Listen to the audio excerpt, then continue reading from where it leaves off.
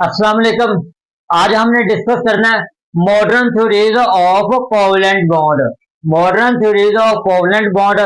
Last time तक हमने बच्चे इसकी टाइप की थी, तीन टाइप थी इसकी, एनिक बॉन्ड, कोवलेंट बॉन्ड और कोऑर्डिनेट कोवलेंट बॉन्ड। याद रखिएगा, जो हमारे पास modern theories of covalent bond है, इसकी जो टाइप है, इनको डिस्कस करने वाला, इनको डिस्क्राइब करने वाला एक ही साइंसदान था, लीबस। LEVIS, लीबस साइंसदान था, जिसने सिर्फ और सिर्फ कोवलेंट बॉन्ड को डिस्कस, इन चीजों को डिस्कस कर पाया था। जो हमारे पास लीबस साइंसदान था बच्चे, उसने डिस्कस किया था the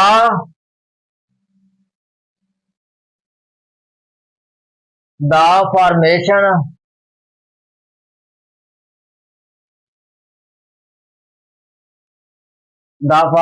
of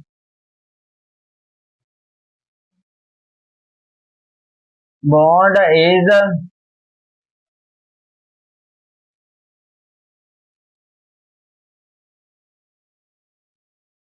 explained by the Lewis.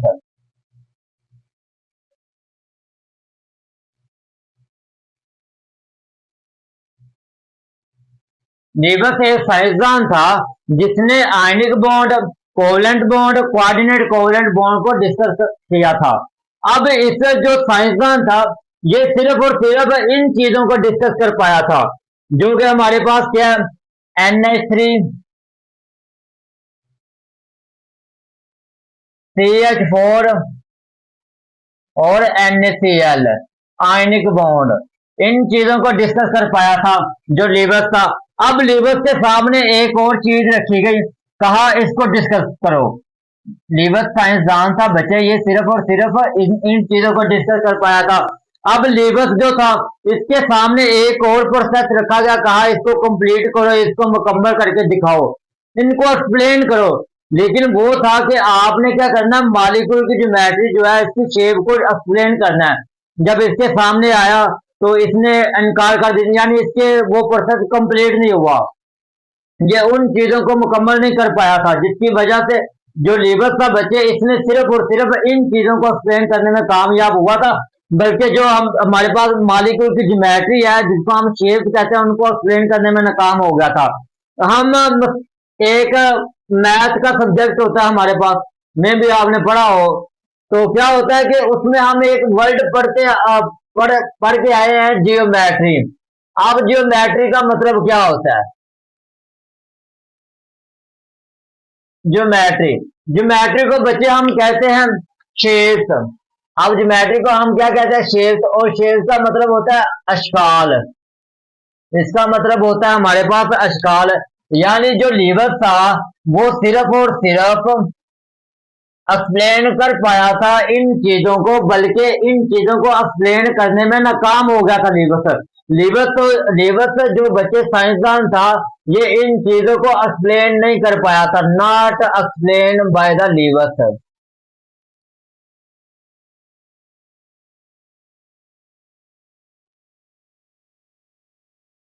इन चीजों को एक्सप्लेन नहीं कर पाया था। अब इन चीजों को एक्सप्लेन करने के लिए हमारे पास तीन थ्योरीज हैं, मॉडर्न थ्योरीज। वो तीन थ्योरीज को हमने वन बाय वन डिस्कस करना है। अब शेप, जियोमेट्री, यानी शेप इसको कहते हैं, लीबस इसको एक्सप्लेन नहीं कर पाया। अब वो शेप किस तरह की, अब एक है हमारे पास रेक्टेंगल, उसके बाद सर्कल, नेक्स्ट है हमारे पास बच्चे स्क्वायर। इन चीजों को एक्सप्लेन नहीं कर पाया था, बल्कि लीबस ने इन सारी चीजों को एक्सप्लेन किया था। याद रखिएगा, इनको एक्सप्लेन करने के लिए हमने बच्चे तीन थ्योरीज पढ़नी है, तीन मॉडर्न थ्योरीज पढ़नी है। और आपके इस चैप्टर में, केमिकल बॉन्डिंग के चैप्टर में, चैप्टर नंबर 6 में इंतहाई इंपॉर्टेंट कहा जाए ना, तो सबसे ही इंपॉर्टेंट ये तीन थ्योरीज है। और याद रखिएगा, हर साल इन तीन थ्योरीज में से कोई एक थ्योरीज आपको वो दे देता है। तो इन थ्योरीज में जो भी लॉन्ग क्वेश्चन बनेगा, मैं आपको बताता जाऊंगा। लेकिन आपने करना क्या है, अगर आपने लॉन्ग क्वेश्चन करना है इसमें, तो आप इन तीन थ्योरीज में से कोई एक कर लेना। ये नहीं कि वो आपसे आयोनाइजेशन एनर्जी ना पूछे, इलेक्ट्रॉन अफिनिटी ना पूछे, इलेक्ट्रोनेगेटिविटी ना पूछे, वो पूछ सकता है, वो भी इंपॉर्टेंट है। लेकिन कहा जाए ना इन तीन थ्योरीज में से तो सबसे ज्यादा इम्पोर्टेंट वो वीबीटी है, यानी वैलेंस बॉन्ड थ्योरी। वो तीन थ्योरीज है हमारे पास, वेस्पर थ्योरी, वीबीटी, एमओटी। हम इनको वन बाय वन डिस्कस करते हैं। Leaves the molecules the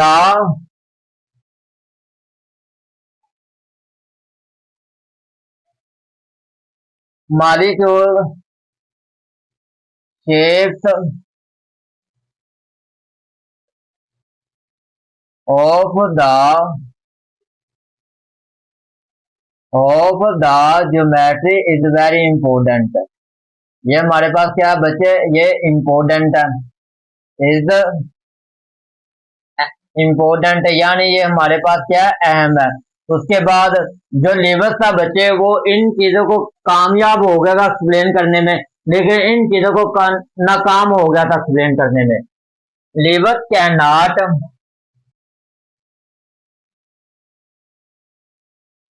levers can not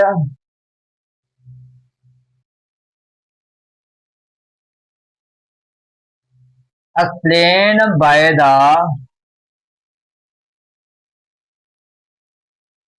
explain levers cannot explain by the molecule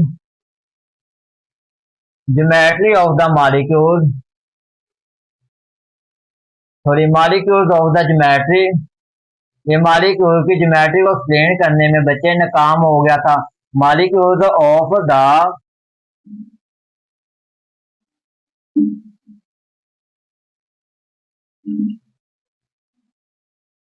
geometry because क्योंकि बिकॉज द मैनी फिजिकल इसकी physical properties and chemical properties physical properties and chemical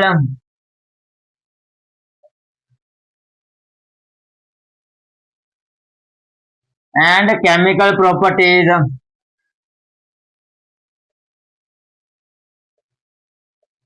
depend on the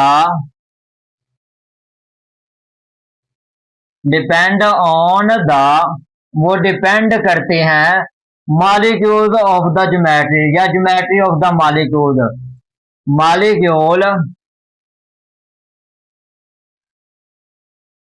molecules of the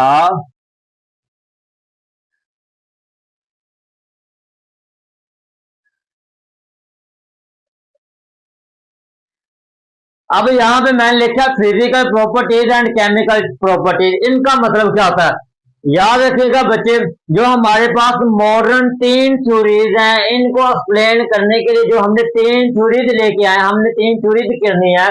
वो तीन theories आपके shapes of orbital, shapes of molecule के ऊपर depend करती हैं। यानी shape of orbital, shapes of molecule के ऊपर वो तीन थ्योरीज डिपेंड करती हैं। अगर आप मॉलिक्यूल की शेप के फर्ज करें, वो मॉलिक्यूल की शेप के ऊपर डिपेंड क्यों करती हैं, याद रखिएगा, अगर वो मॉलिक्यूल की शेप के ऊपर डिपेंड करती हैं तो आपके पास जो फिजिकल प्रॉपर्टीज और केमिकल प्रॉपर्टीज क्या होंगी, वो डिपेंड करेंगी मॉलिक्यूल के ज्योमेट्रिक शेप के ऊपर। और याद रखिएगा, जब ये डिपेंड करेंगी, इनका melting point, boiling point, density, वो सारी भी क्या होंगी, चेंज हो जाएंगी, तब्दील हो जाएंगी। जब ये मॉलिक्यूलर शेप के ऊपर, जब मॉलिक्यूल जो शेप्स है ये डिपेंड करती हैं, तो क्या होगा, इसकी फिजिकल प्रॉपर्टीज बच्चे चेंज हो जाएगी। उतनी केमिकल प्रॉपर्टीज चेंज नहीं होंगी जितना असर पड़ेगा फिजिकल प्रॉपर्टीज के ऊपर। तो फर्ज करें हमारे पास एक शेप्स है, सपोज करें आप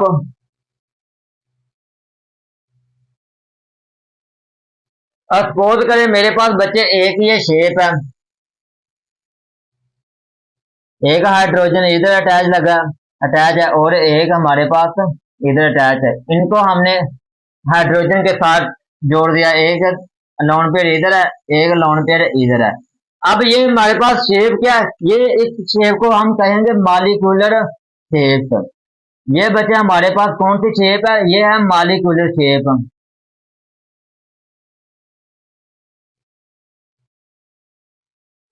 ये मॉलिक्यूलर शेप है। उसके बाद नेक्स्ट नेक्स्ट ये शेप कौन सी होगी?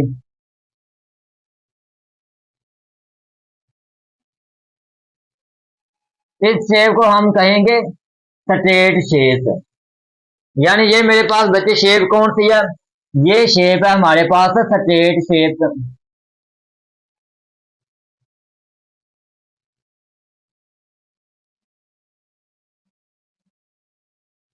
ये स्ट्रेट शेप है। ये है हमारे पास मॉलिक्यूलर शेप। अब याद रखिएगा, जो मॉलिक्यूलर शेप है वो डिपेंड किसके ऊपर करती है? Molecule of the geometry.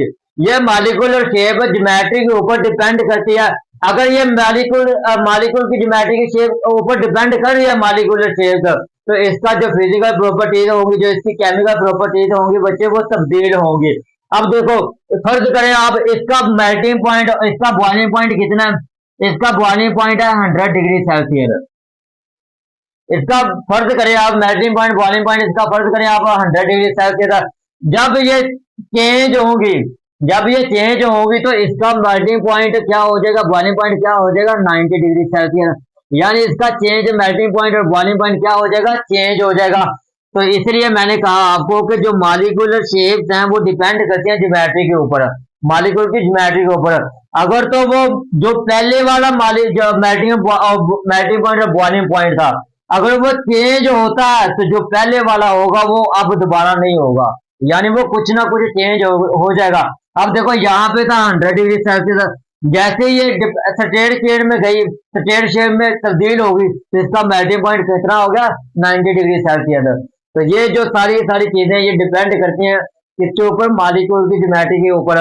जब ये इसके ऊपर डिपेंड करेंगे तो इसका बॉइलिंग पॉइंट और मेल्टिंग पॉइंट भी क्या हो जाएगा बच्चे? चेंज हो जाएगा। इनका melting point and boiling point ये भी क्या हो जाएगा बच्चे? चेंज हो जाएगा। Depend on the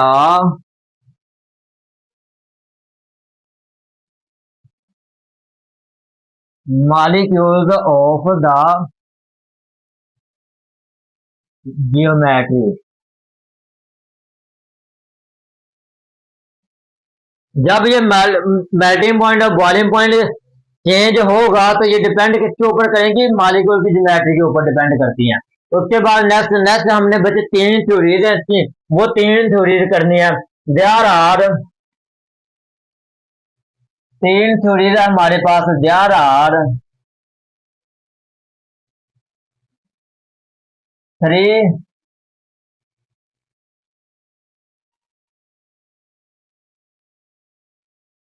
theories of the covalent bond.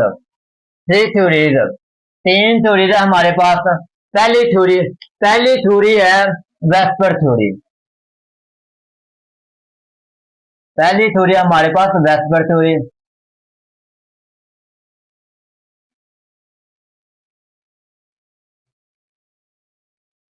अब इस वेस्पर थ्योरी का मुखफ़्फ़फ़ क्या है, इसका एब्रीवेशन क्या है? इसको हम कहते हैं बच्चे valence shell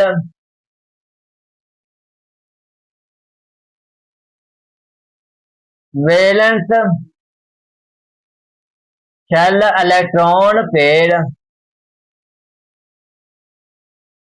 electron pair repulsion theory.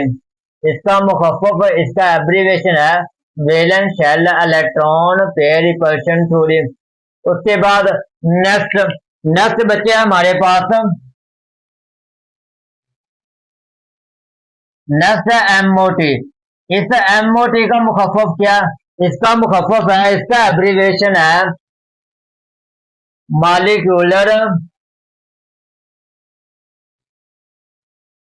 Molecular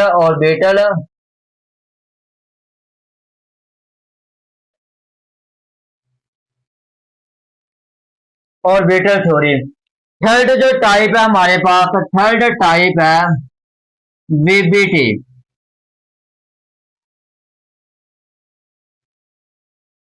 GBT. अब इसका मुखफ़फ़ क्या है, इसका एब्रीविएशन क्या है? इसको हम कहते हैं valence bond theory. Valence bond theory. अब इनके मजीद आगे इनको टाइप में डिवाइड किया गया। अब इसकी तीन टाइप है। पहली टाइप है इसकी AB2 टाइप,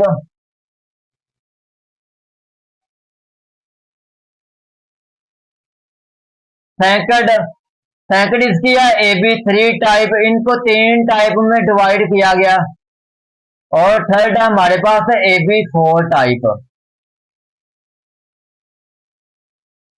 नेक्स्ट इसकी अब एमओटी की टाइप नहीं है। अब इनको भी मजीद तीन हिस्सों में डिवाइड किया गया।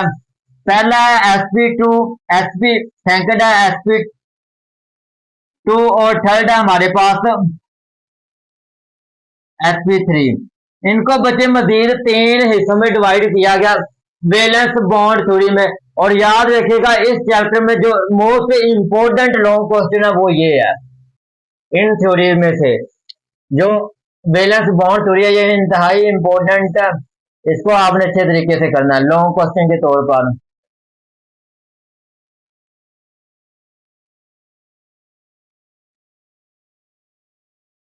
और ये काफी दफा आ चुका, अगर आप पास पेपर उठा के देखोगे तो ये काफी दफा आ चुका है लॉन्ग क्वेश्चन। तो ये सब बचे हमारे पास modern theory of covalent bond. मैंने आपको बताया कि जो लीबस था वो सिर्फ और सिर्फ इन चीजों को एक्सप्लेन कर पाया था, बल्कि इन चीजों को एक्सप्लेन करने में नाकाम हो गया था। उसके बाद उन चीजों को एक्सप्लेन करने के लिए हमने तीन थ्योरी लेके आए हैं। इन थ्योरी को हम नेक्स्ट लेक्चर में इंशाल्लाह वन बाय वन डिस्कस करेंगे। सबसे पहले मैंने आपको बताया कि जो मॉलिक्यूल की ज्योमेट्री है, जो मॉलिक्यूल की शेप है, वो डिपेंड करती है फिजिकल प्रॉपर्टीज, केमिकल प्रॉपर्टीज के ऊपर। अगर ये मॉलिक्यूलर शेप जो चेंज होगी तो इसका मेल्टिंग पॉइंट, बॉइलिंग पॉइंट भी क्या हो जाएगा, चेंज हो जाएगा। ये बात याद रखिएगा। अगर ये मॉलिक्यूलर शेप चेंज नहीं होती तो इसका मेल्टिंग पॉइंट, बॉइलिंग पॉइंट भी नहीं चेंज होगा। अगर ये चेंज होती है, जो पहले वाला मेल्टिंग पॉइंट, बॉइलिंग पॉइंट था, चेंज होने के बाद इसका मेल्टिंग पॉइंट, बॉइलिंग पॉइंट जो पहले था वो नहीं रहेगा, वो भी क्या हो जाएगा, चेंज हो जाएगा। तो उसके बाद मैंने बताया कि जो फिजिकल और केमिकल प्रॉपर्टीज है ये डिपेंड कर रही है मॉलिक्यूलर शेप के ऊपर। तो आगे हमने इनकी तीन टाइप की वैस्पर थ्योरी यानी valence shell electron pair repulsion theory, तीन type, AB2 type, AB3 type, AB4 type. इनको हम इंशाल्लाह वन बाय वन डिस्कस करेंगे। मॉलिक्यूलर और ऑर्बिटल थ्योरी की टाइप कोई नहीं है। वैलेंस बॉन्ड थ्योरी की तीन टाइप है, SP, SP2, SP3। और ये इंपॉर्टेंट लॉन्ग क्वेश्चन है, इसको आपने अच्छे तरीके से करना। ये था बच्चे हमारे पास आज का topic, modern theory of covalent bond.